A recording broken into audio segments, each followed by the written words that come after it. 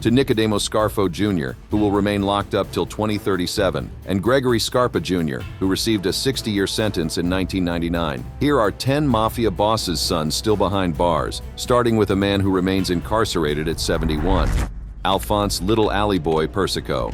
In the treacherous world of the Colombo crime family, few names carry as much weight and as much blood as that of Persico. Born in 1954, Little Alley Boy is the son of the notorious Carmine the Snake Persico, a boss whose reign over the Colombo family was marked by unprecedented violence and cunning manipulation. Raised in the gritty neighborhoods of Brooklyn, New York, Little Alley Boy was distinguished from his uncle, Alphonse Persico Sr., by his nickname, a moniker that would become synonymous with terror throughout the 5 boroughs. Under his father's watchful eye, Alphonse learned the brutal arithmetic of organized crime. Loyalty was rewarded, betrayal was punished, and power was maintained through the strategic application of violence. During the Third Colombo War, 1991 to 1993, a bloody internal conflict that would leave dozens dead and the family fractured for years to come, Alphonse emerged as a key figure in his father's faction. This wasn't merely a son supporting his father. This was a calculated move by a young man who understood that survival in their world required more than just blood ties.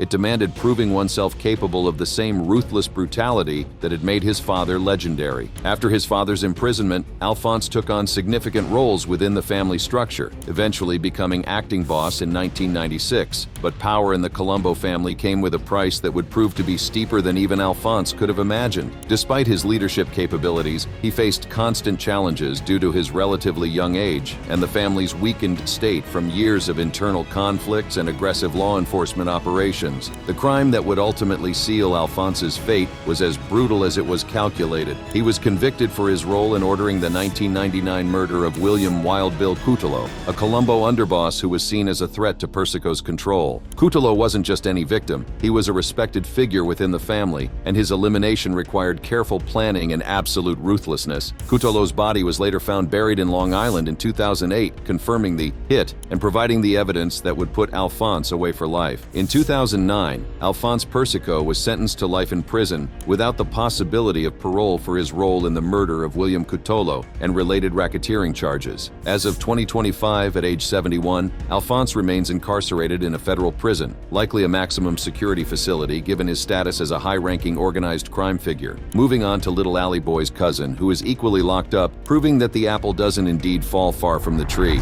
Theodore N. Skinny Teddy Persico Jr. Born on September 9, 1963 in Brooklyn, New York, Skinny Teddy was the nephew of the infamous Colombo boss Carmine the Snake Persico and cousin to Little Alley Boy. But royalty in the mafia world comes with expectations that would crush most men. Expectations of violence, loyalty, and the willingness to sacrifice everything. Theodore Jr. became a made member of the Colombo crime family by 1987 and quickly ascended to the rank of captain, playing a significant role during the Third Colombo War, 1991 to 1993. This bloody internal conflict, which pitted the Persico faction against the forces of acting boss Victor Little Vic Reena, would define Theodore's criminal career as a man willing to kill for his beliefs. The moment that would forever mark Theodore as a killer came during one of the most audacious acts of violence in mob history. In 1993, while on furlough from prison to attend his grandmother's wake at Scarpacci Funeral Home in Brooklyn, Persico Jr. ordered the murder of Joseph Scopo, a key member of the rival Reena faction. The order was given in the presence of 3 Colombo associates and state corrections officers, who did not overhear the conversation, demonstrating Theodore's calculating nature even in moments of supposed grief. Scopo was gunned down months later outside his Queens home, effectively ending the Colombo War and cementing Theodore's reputation as a man who could order death with the same casual ease that others might order dinner. Theodore Jr. pleaded guilty to murder conspiracy in 2012, admitting to a crime that had taken place nearly 2 decades earlier. But Theodore's criminal career was far from limited to this single act of violence. In 1988, he was convicted of narcotics trafficking, resulting in a 17-year prison sentence, serving approximately 16 years before being released in 2004. After his release in 2004, Persico Jr. quickly resumed criminal activities, engaging in extortionate debt collection, with court-authorized surveillance capturing him instructing associates to deliver beatings and threatening victims' families, including their children, to collect debts. From 2001 to 2021, Persico Jr. was involved in a 20-year scheme to extort a Queens-based labor union, threatening bodily harm to union officials and their families, to siphon salaries and manipulate contracts. In July 2023, Persico Jr. pleaded guilty to labor racketeering charges stemming from the 2021 indictment and was sentenced to 71 months, just under 6 years, in December 2023. As of 2025, Skinny Teddy, age 61, is serving the final months of his 71-month sentence. Although this next entry hasn't been sentenced, he is currently being held at the Metropolitan Correctional Center, MCC, while awaiting his sentencing date in 2026. Ovido Guzman Lopez.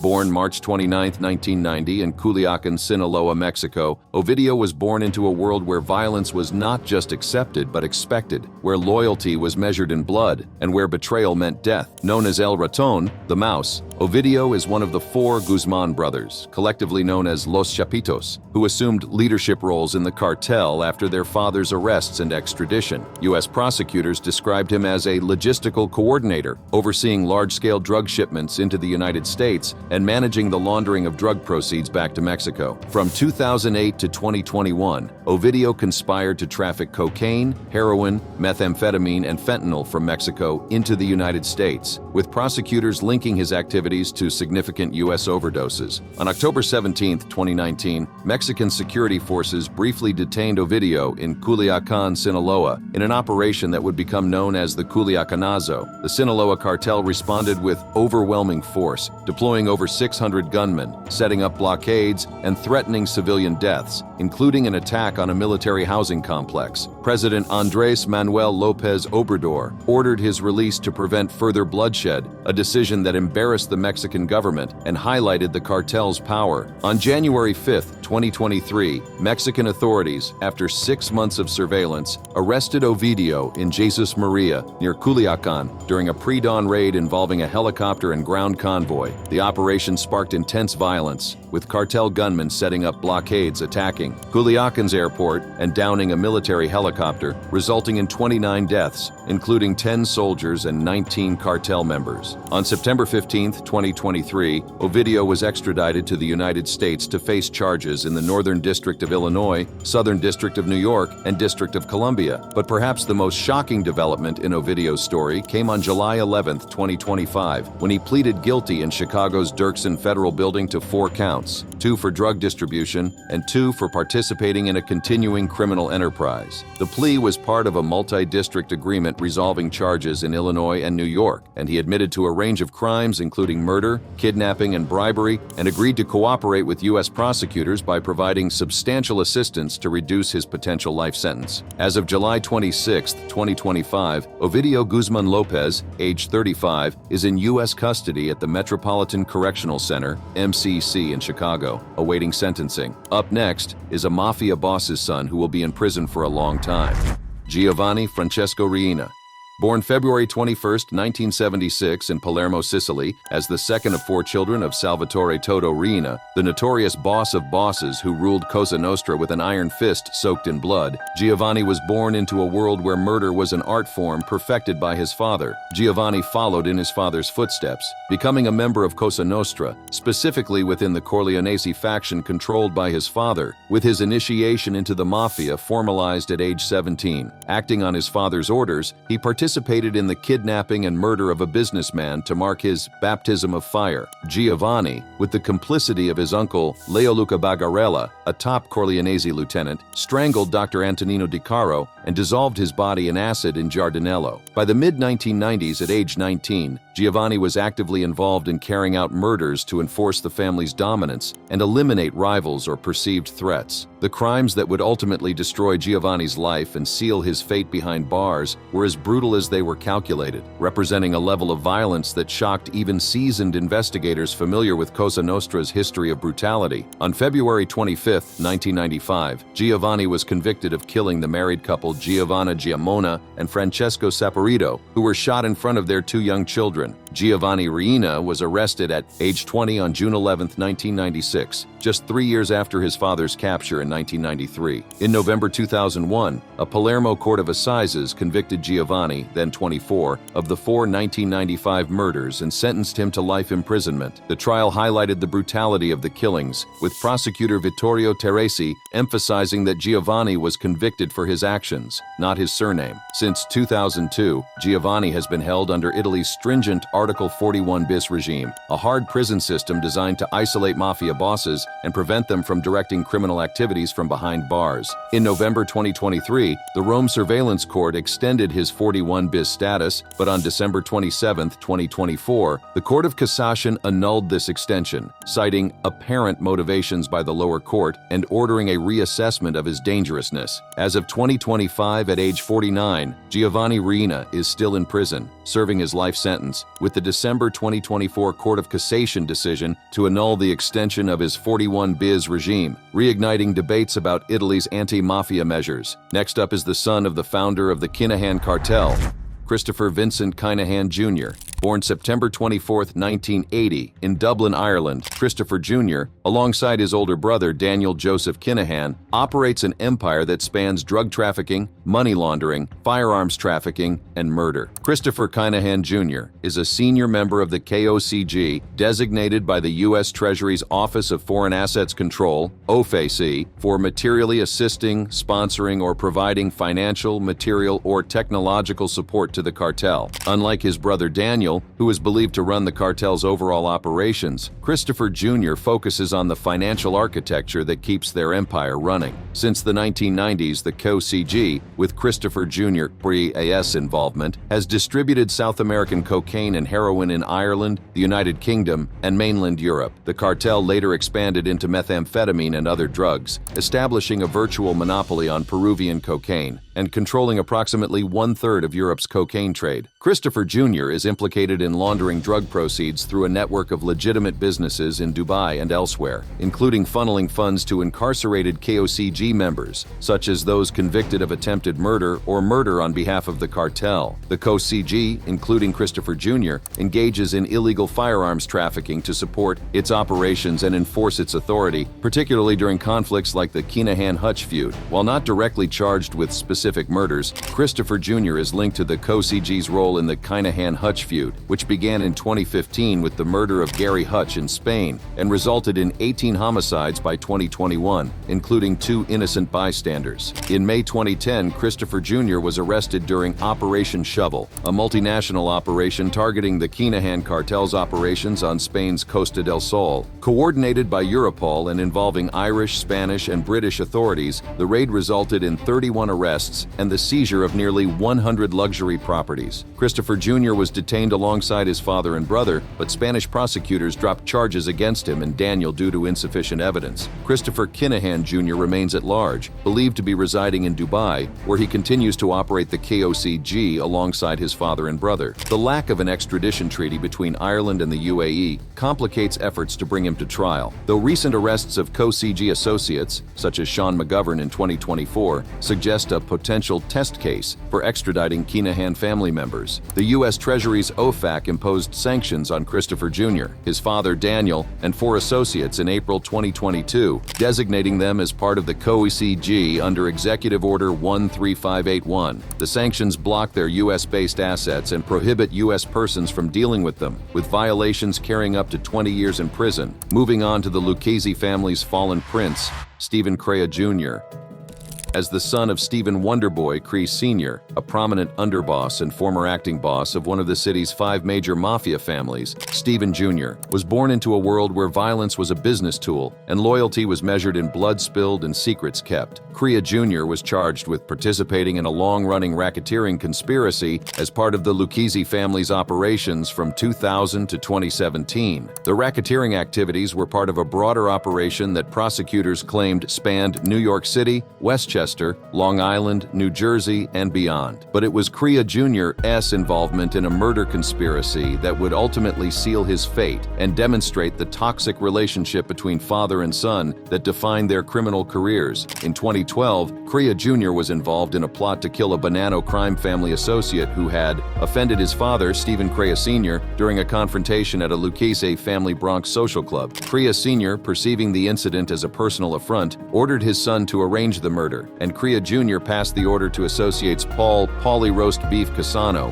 and Vincent Bruno, who attempted but failed to locate the target at his Bronx residence. Craya Jr. was also charged in connection with the 2013 murder of Michael Meldish, a former leader of the Purple Gang who had worked for the Lucchese family but later clashed with its leadership over debt collection. Meldish was shot dead in his car in Brooklyn, and prosecutors alleged that Craya Jr., along with his father Matthew Madonna, Christopher Londonio, and Terrence Caldwell, were involved in the murder plot. In May 2017, Craya Jr. was among 19 Lucchese family members and associates indicted in a large-scale federal racketeering case in the Southern District of New York. The charges covered crimes from 2000 to 2017, including murder, attempted murder, assault, extortion, drug trafficking, loan sharking, and illegal gambling. He was initially held without bail and spent 14 months in custody before being released on $1 million bail and placed under house arrest in August 2018. On August 20, 2019, Craya Jr. pleaded guilty in White Plains Federal Court to 3 charges: racketeering conspiracy, conspiracy to commit murder in aid of racketeering related to the 2012 Bonanno associate plot, and attempted assault with a deadly weapon in aid of racketeering.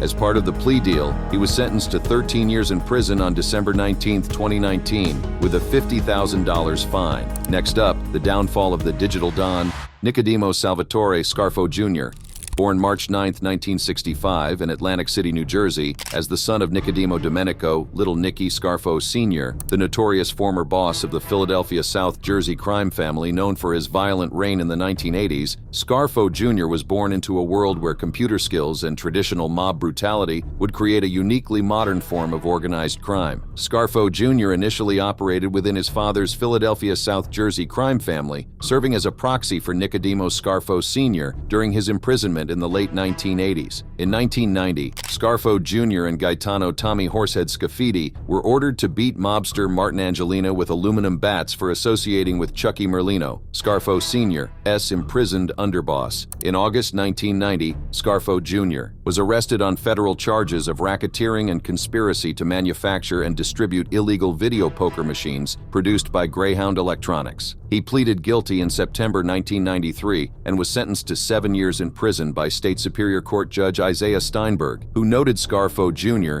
as higher role in the scheme and his coordination with his father via recorded conversations. In June 2002, Scarfo Jr. was convicted for running a multi-million-dollar illegal gambling and loan sharking operation. He pleaded guilty after the FBI used a keylogger device to monitor his office computer, a case that set a precedent for digital surveillance. He was sentenced to 33 months in prison and 3 years of probation, with release delayed until his child's christening, and was released on April 6, 2005. From April 2007 to May 2008, Scarfo Jr., alongside associate Salvatore Palullo and others, used threats of physical and economic harm to replace the board of First Plus Financial Group, a publicly traded mortgage company in Irving, Texas, with loyalists. They plundered over $12 million through fraudulent consulting agreements and acquisitions of shell companies, funding lavish purchases like an $850,000 yacht named Priceless, a Bentley, luxury homes, jewelry, a plane, weapons, and ammunition. The scheme bankrupted First Plus, leaving over 1,000 shareholders with worthless investments. Scarfo Jr. was indicted on May 14, 2010,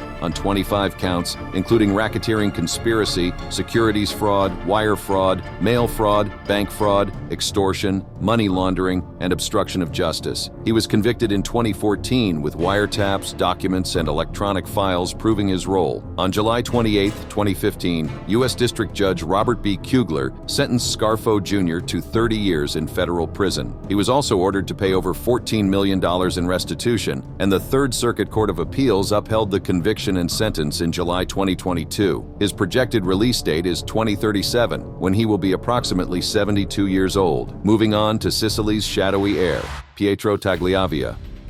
Born in 1978 in Palermo, Sicily, Pietro Taglavia represents the continuing struggle between law enforcement and the deeply rooted traditions of Cosa Nostra. Pietro is part of a prominent mafia family, with his father Francesco Ciccio Taglavia and grandfather, also named Pietro Taglavia, being leading mafiosi in the same area. Pietro, despite his young age at the time of his arrests, was considered an emerging figure in Cosa Nostra, often described as one of the upcoming leading mafiosi in Palermo due to his family's influence and his own criminal involvement. Pietro was a member of the Corso Dei Mille clan, a powerful faction within Cosa Nostra's Brancaccio Mandamento, working under bosses like Benedetto Graviano, serving as a colonel responsible for running protection rackets, drug dealing, and public contract manipulation in Palermo. Pietro was arrested on July 1, 1997, alongside his grandfather Pietro Taglavia, for mafia association. He was implicated in passing coded messages to his father, Francesco, during prison visits, aiding the Corso Dei Mille clan's operations. His mother, Giuseppa Sansone, was also arrested for relaying these messages, which were captured on tape and hidden cameras. On February 22, 2005, Pietro was arrested in Rome with Benedetto Graviano, Cesare Lupo, and his uncle Ludovico Sansone. He was described as a key lieutenant managing protection rackets, drug dealing, and public contracts in Palermo, while Graviano operated from Rome to evade surveillance. He was convicted of extortion, with the sentence confirmed on appeal in January 2008. But perhaps the most significant charge against Pietro came in 2021, when he was implicated in a massive money laundering scheme. He was indicted for recycling over 48 million euros in illicit proceeds from the Corso Dei Mille clan's activities. The scheme involved issuing false invoices for non-existent pallet deliveries, allowing clean companies to gain tax advantages while funneling cash back to the mafia, minus a 10% cut. The operation laundered approximately 150 million euros, with 39 million euros directly linked to Palermo-based mafia figures. Pietro was accused of leading an organized crime group alongside Francesco Paolo Clemente, with charges including association for delinquency, money laundering, self-laundering, fictitious asset registration, document forgery, and impersonation. On June 7, 2000,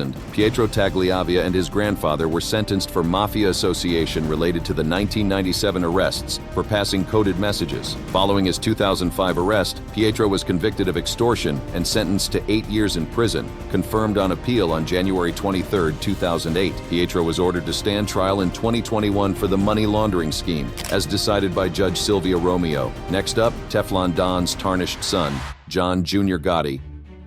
Born February 14, 1964 in Queens, New York, John Angelo Gotti represents both the pinnacle and the decline of the Gambino crime family's influence in American society. Known throughout the criminal underworld and popular culture as Junior Gotti, he is the son of John Joseph Gotti Sr., the notorious Teflon Don or Dapper Don, whose charismatic personality and ability to evade conviction made him a celebrity criminal until his eventual downfall. Junior was inducted into the Gambino crime family on Christmas Eve, 1988, reportedly at the Ravenite Social Club in Manhattan's Little Italy, alongside Michael DiLeonardo. In 1990, at age 26, Junior was named a caporregime, making him one of the youngest captains in the family's history. When John Gotti Sr. was sentenced to life in prison in 1992 for racketeering and murder, Junior took over as acting boss, relaying his father's orders from prison. He adopted a cautious approach using walk talks, conversations held while walking to avoid surveillance, to discuss mob business, aware of the FBI's use of wiretaps that had ensnared his father. Junior was involved in a sprawling racketeering enterprise as a high-ranking member of the Gambino family, which prosecutors claimed operated in New York, New Jersey, Florida, and Pennsylvania. Activities included bribery, extortion, illegal gambling, bookmaking, loan sharking, fraud, and stock fraud, generating significant revenue estimated at over $500 million during his father's tenure. A notable scheme involved extorting $1 million from the owners and employees of Scores, an upscale Manhattan strip club, over 6 years, with Junior personally receiving $100,000. In January 1998, Junior was arrested in a massive federal racketeering indictment alongside 37 other Gambino associates, following a 1994 gambling raid in the Bronx that uncovered incriminating evidence, including cash and a roster of mob members. His father, furious at Junior's carelessness, called him an imbecile in recorded prison conversations. On April 5, 1999, facing overwhelming evidence, including transcripts of prison conversations where his father advised him on running the family, Junior pleaded guilty to 4 counts of racketeering, including bribery, extortion, gambling, fraud, tax evasion, and loan sharking, against his father's advice to fight the charges. On September 4, 1999, U.S. District Judge Barrington Parker sentenced Jr. to 77 months in prison and a $1 million fine. He was ordered to forfeit $358,000 in cash and real estate in Milford Township, Pike County, Pennsylvania, and with credit for time served, he was released in December 2004. Between 2004 and 2009, Jr. faced 4 racketeering trials in Manhattan, all ending in mistrials due to hung juries. Next on the list is the Grim Reaper's spawn, Gregory Scarpa Jr.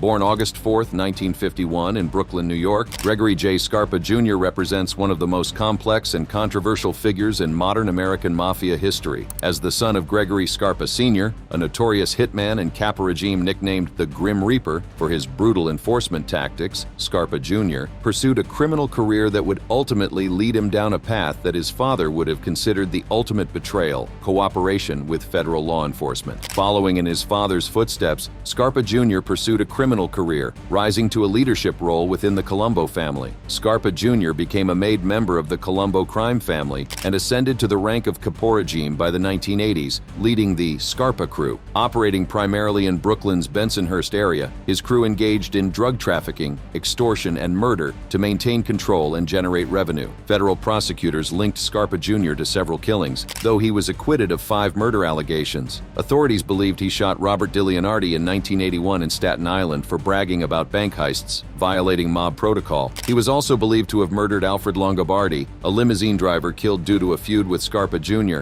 and killed Anthony Frezza, a Gambino crime family member shot in the head at the Scarpa home after murdering a Colombo associate. Scarpa Jr. was arrested in November 1987 and indicted with 8 co-defendants for running an organized marijuana distribution business, murder, and extortion. Convicted in 1988, he was sentenced to 20 years for racketeering and narcotics offenses. While serving his 1988 sentence, Scarpa Jr. was indicted in 1997 for additional RICO charges, including conspiracy to commit murder, tax evasion, and illegal gambling. In 1999, Judge Reena Raggi sentenced him to 40 years to run consecutively with his 20-year sentence, citing his continued criminal activity from jail and perjury. While at the Metropolitan Correctional Center in New York, Scarpa Jr. shared a cell block with Ramzi Youssef, the 1993 World Trade Center bombing mastermind. He provided the FBI with information claiming Youssef discussed plans to bomb an airplane, kidnap an attorney for a mistrial, and send a bomb via DHL, with Abdul Hakim Murad as a co-conspirator. In 1999, prosecutors and Judge Raggi deemed this a scam, accusing Scarpa Jr. of colluding with Youssef to mislead the government, leading to his sentence being doubled. As of 2025, most of these men remain behind bars, their lives by the inexorable pull of family tradition and the ultimately self-destructive nature of organized crime itself. If you enjoyed this video, click on the videos on your screen for more.